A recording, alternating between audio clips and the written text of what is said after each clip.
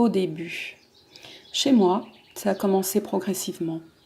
Peut-être suite à un stress psychologique important. Peut-être aussi une anesthésie générale.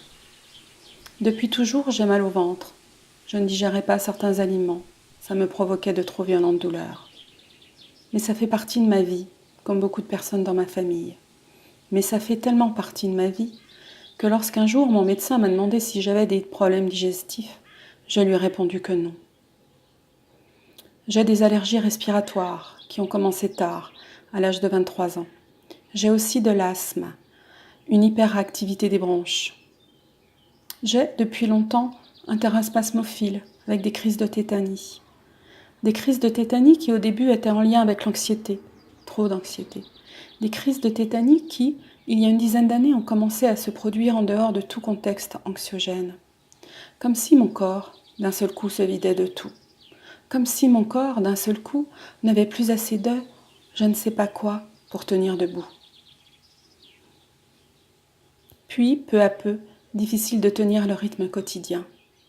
Puis, peu à peu, un malaise, des douleurs, cette obligation de rester allongée après ma séance de marche nordique.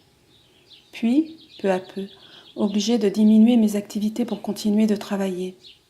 Puis, peu à peu, je commence à me dire que tout ça n'est pas normal. Puis, peu à peu, impossible de continuer de travailler, malgré l'envie, les efforts et ma volonté. Il est alors question de l'EMSFC, fibromyalgie incomplète, syndrome de l'intestin irritable, hyperactivité du système immunitaire. Je souffre d'un mal qui ne se voit pas de boutons, ni rougeurs, ni plaques. J'ai encore mes 2 jambes, mes 2 bras, mes 2 mains. Certes, certains jours je boite. J'ai une jambe qui de temps en temps refuse d'obéir. Certes, à certains moments je ferme les yeux pour mieux me concentrer, pour trouver mes mots. Mais tout est là, rien ne manque, sauf l'énergie. Ce mal invisible est particulièrement invalidant. Ce mal invisible peut être vraiment handicapant. En plus, pendant très longtemps, j'ai fait comme si je n'avais rien. J'ai fait comme si tout allait bien.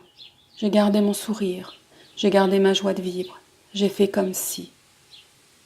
Jusqu'au jour où je n'ai pas pu.